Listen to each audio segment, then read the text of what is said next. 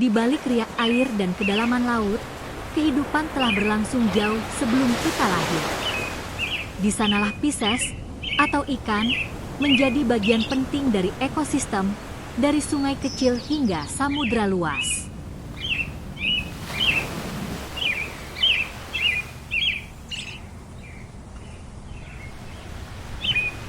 Pisces adalah kelompok vertebrata yang hidup di air dan bernapas menggunakan insang.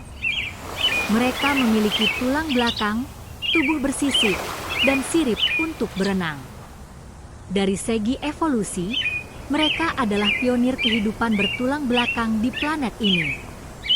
Ciri khas Pisces meliputi bernapas menggunakan insang, tubuh dilapisi dengan sisik, memiliki sirip yang digunakan untuk berenang, berdarah dingin, hidup sepenuhnya di air, baik air tawar maupun air asin. Pisces atau ikan memiliki struktur tubuh terdiri dari satu tubuh.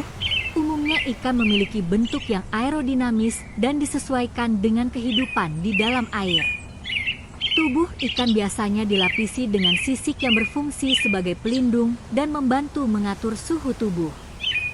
Kepala ikan umumnya berbentuk segitiga dan dilengkapi dengan sepasang mata besar dan sirip-sirip. Setiap ikan memiliki sirip yang berbeda-beda dan fungsi yang berbeda pula. Seperti sirip punggung, berfungsi untuk mengontrol arah dan kecepatan. Sirip perut yang berfungsi untuk mengontrol ketinggian dan kestabilan. Dan sirip ekor untuk memberikan dorongan dan kecepatan. Dua sistem pencernaan terdiri dari mulut, kerongkongan, lambung, usus, dan anus. 3. Sistem pernapasan. Ikan bernafas menggunakan insang yang berfungsi untuk menyaring oksigen dari air dan membuang karbon dioksida dari tubuh ikan. 4. Sistem saraf. Sistem saraf ikan terdiri dari otak, saraf tulang belakang, dan saraf tepi. Otak ikan berfungsi untuk mengontrol penglihatan, pendengaran, penciuman, dan keseimbangan. 5. Reproduksi. Ikan berkembang biak dengan dua cara yaitu ovipar dan vivipar. Ovipar yakni dengan cara bertelur, sekitar 90% spesies ikan bertelur, contohnya seperti ikan patin, ikan koi, ikan mas, dan masih banyak lagi ikan yang bertelur. Sedangkan vivipar yakni ikan yang berkembang biak dengan cara melahirkan. Contoh ikan yang melahirkan seperti hiu, ikan pesut, dan ikan pari. Ikan hidup di dua dunia yang berbeda, air tawar dan air asin. Masing-masing punya karakter unik dan penghuni tersendiri. Ikan air asin hidup di laut dan samudra. Contohnya, ikan tuna, ikan kakap merah, ikan kembung, ikan salmon, ikan cakalang, ikan tenggiri, ikan parimanta, dan beragam ikan yang hidup di lautan. Ikan air tawar hidup di sungai, danau, dan rawa. Contohnya, ikan mas, lele, nila, gurame, ikan gabus, ikan patin, ikan cupang, dan berbagai ikan yang hidup di air tawar. Mereka tumbuh dan berkembang sesuai kadar garam di lingkungan mereka. Habitat bukan sekadar tempat tinggal, itu adalah sistem yang menopang kehidupan mereka.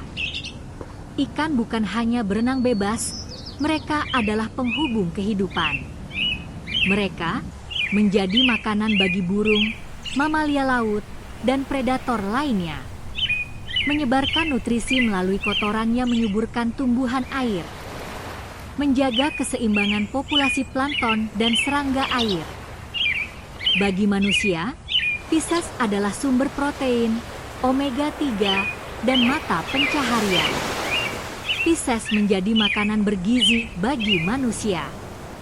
Dengan beragam masakan dari ikan seperti sushi dan sashimi yang terkenal di Jepang, fish and chips dari Inggris, pepes ikan atau ikan bakar dari Indonesia, dan lain sebagainya kuliner ikan dari berbagai negara. Manfaat yang kedua yakni menjadi bagian dari budaya dan tradisi. Contohnya seperti tradisi ikan larangan di Minangkabau untuk konservasi alam, budaya nelayan suku Bajo yang hidup selaras dengan laut, dan ikan mas arsik sebagai makanan sakral dalam upacara pernikahan suku Batak Toba. Manfaat ikan yang ketiga yakni mendukung ekonomi melalui perikanan dan budidaya. Berbagai nelayan dengan beragam alat atau mesin untuk mencari ikan di laut, ikan hasil tangkapan itu dijual ke pasar ikan dan nelayan mendapatkan uang. Beberapa orang juga membudidayakan ikan air tawar di kolam terpal. Bayangkan dunia tanpa ikan. Rantai makanan terputus. Burung osprey atau elang, pelikan, burung cikalang, burung dara laut, kormoran, gannet, petrel, guillemot, dan camar dan serta mamalia laut kelaparan karena terbatasnya variasi makanan. Beberapa hewan predator seperti orca, hiu putih, hiu macan, ikan anglerfish, ikan kerapu, dan barakuda yang bergantung dengan ikan-ikan kecil sebagai sumber makanan. Dampak kedua yakni terumbu karang mati. Kotoran ikan tertentu justru memberikan nutrisi yang membantu ekosistem terumbu karang agar tetap sehat. Dampak ketiga yakni manusia kehilangan sumber gizi dan penghidupan atau kurangnya variasi makanan bagi manusia. Dilansir dari sumber Halodoc, ikan memberikan nutrisi seperti omega 3 dan DHA yang mampu menunjang perkembangan otak anak. Fungsi lain ikan yakni mampu meningkatkan kualitas tidur anak dan mencegah stres. Kehilangan Pisces berarti kehilangan keseimbangan alam. Lalu, apa yang terjadi jika ikan air tawar hidup di laut? Atau ikan laut masuk ke sungai?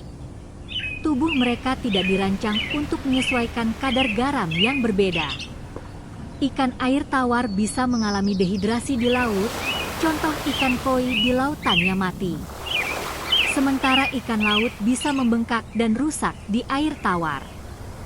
Sistem osmoregulasi ikan yang terletak di bagian insang dan ginjal. Cara tubuh mengatur keseimbangan garam dan air yang tidak mampu beradaptasi cepat. Beberapa spesies seperti salmon dan belut bisa berpindah habitat karena punya mekanisme khusus. Salmon lahir di perairan air tawar, bermigrasi ke laut, lalu kembali ke air tawar untuk bereproduksi. Tapi bagi kebanyakan ikan, perpindahan habitat bisa berakibat fatal atau mati. Setiap ikan punya rumahnya sendiri. Menjaga sungai tetap jernih dan laut tetap sehat bukan hanya untuk mereka, tapi untuk kita semua. Sekolah salah satu tempat yang memberikan pemahaman dan edukasi terhadap generasi penerus bangsa dengan beragam pembelajaran mengenai kehidupan ikan dan cara menjaganya.